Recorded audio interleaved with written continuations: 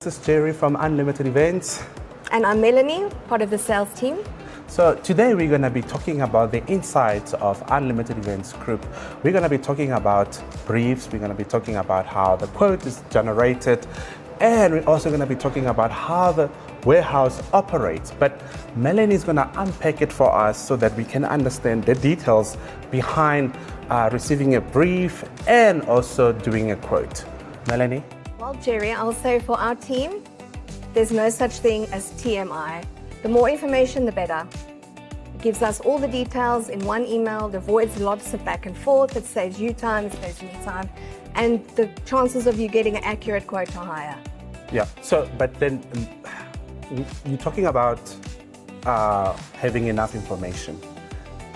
What is that information? Because we need to be specific, I think, so that we can understand, you know, that do you need date, Definitely. and the venue? Yes, okay, I'll go through the essentials off the top of my head. Yeah. It'll definitely be date, the time of the venue's start time and end time, so that we can plan when our crew comes in, what time they need to be done by, and what time we can be ready to start breaking down. We need the color scheme or a theme so that we know what to quote on. Doesn't help just not getting that information because we don't know what to quote on then, and I might choose something, you might hate it. So as much information as you can, the type of event, what your budget is would be great, because then we can try and stay within that in the first go. And then the more you can give us of the background, what you want to achieve, if it's team building and stuff like that, we'll need to know the demographic breakdown, the age group of the crowd, so that we can allocate someone appropriate to handle that. Absolutely. Yeah, and then now you have all that information, okay? And we obviously, there's a system that you use. You use Current, okay? And obviously Current makes things easier for you. Things are more accurate, and it's effective because it's also faster, you know, and it helps you not to miss information or details, basically. Correct. So once you receive all the information, you obviously have to take that information, put it into the system. Okay, then what? Okay, so what we put in affects what comes out. So the more information, again, is better. We also need to include the venue. I forgot to mention that the first time. But we need to enter all of that information before we can even start quoting on the elements of the function. And then what our team then uses to do the setup is whatever is on that document. So it not only is good for the client, but it's good for our ops team as well. The more information, the better, and it has to be accurate. Otherwise... Yeah, because you're lying to the Yes, they to rely the system. on us, and we rely on the client. So the more communication and accurate information, the better. Yeah, because what you put into the system is the output. Literally, yes. And if the information is wrong, and the system capture is wrong, no one's going to flag it.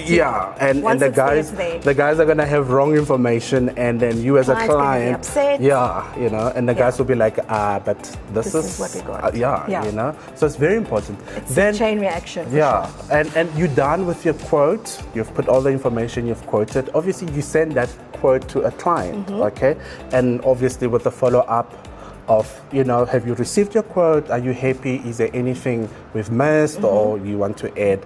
Then what's the conversation like there? If there are any changes, we obviously make that. We resubmit it until the client is happy. Then if they're struggling to visualize what we've put on paper, we can get a mood board created through our creative department. So we would then send the information we receive from the client. So again, the information is really important because that then gets passed to the creative team. And based on what we give them, they put together a visual mood board. We use inspirational images in our mood boards and pictures of the actual stock that is on the quote. And the mood board goes, not everybody can read the mood board or understand the mood board. Some people can, from the mood board, they can understand, okay, I'm happy, we go ahead. But some people look at the mood board and they say, wow, okay, what's happening, you know? Is this mood board... can I trust it? Do I need to go see? Is it important to to come and see? Is it important for mock setup? Yes, it's not necessary, but a lot of clients like to do that. Okay. So what we would then do is arrange a time and a date that suits the client, and based on our availability as well. Also, the showroom is very busy, so we need to make sure we have a spot available. We then arrange the florals, we arrange the candles, all the centerpiece elements. We put it all together exactly how to be on the night, as per the initial quote. If a date that suits the client and based on our availability as well. Also, the showroom is very busy, so we need to make sure we have a spot available. We then arrange the florals, we arrange the candles, all the centerpiece elements. We put it all together exactly how to be on the night, as per the initial quote. If we then need to make changes, we make it with the client at the table. We take photos, we make changes on the quote, so that when they get there on the night, it's exactly what they saw, and they will be happy. Yeah, and sometimes you do get those clients, you know, you set up a table and they're like, oh, Melany, you know, thank you for... The worst thing is when someone walks in and goes, I hate it. Yeah, you know, thank you for your efforts, but I think I want to do this because I think that's the reason why we have a showroom, you know. Yes, lots of things to play with. There's a lot of things to play with. Lots of goodies. It's like an adult playroom. Yeah, you know. So you can play with all the vases, chop and change as you see. You can minimize the flowers. You can tweak it to perfection. Yeah, because I think the clients also, and I understand why they do that, because they want to be part of it, you know. Exactly. As much as, you know, they're relying on you to put it together, but they also want to be part of it. Yeah, and they spend a lot of time planning it all. Yes, so it's nice to see what it's going to look like. Absolutely, and I so agree there's with no that. surprises on the night. Yeah. Imagine you get on site and it looks totally different from, you know. And then nothing can be done because everything has been ordered, paid for, confirmed. Yeah. There's not all that much time to come up with a whole new concept. Exactly. So it's very important to do mock setups.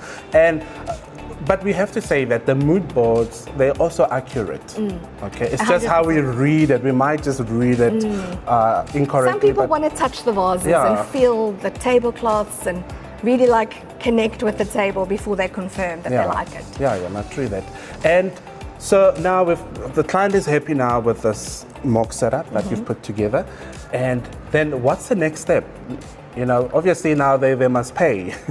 Okay, yes, eventually that would be nice. No, I'm joking. Yeah, no. Okay. So what would happen then is once we've made all the changes, taken the photos, we've communicated the changes made with all our suppliers so that they are aware as well.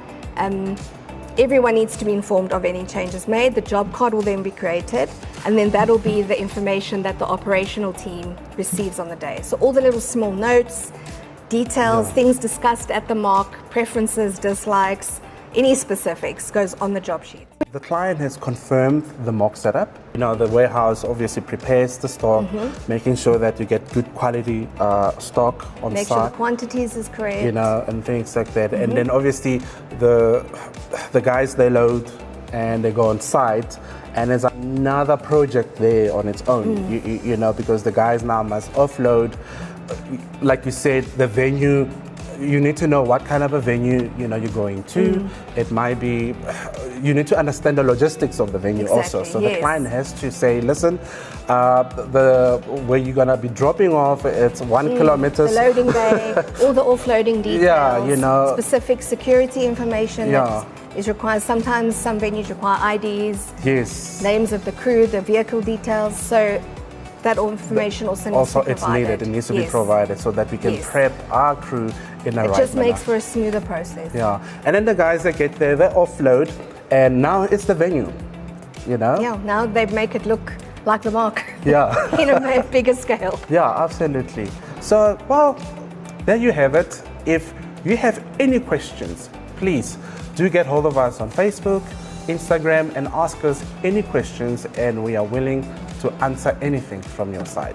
Until next time, cheers.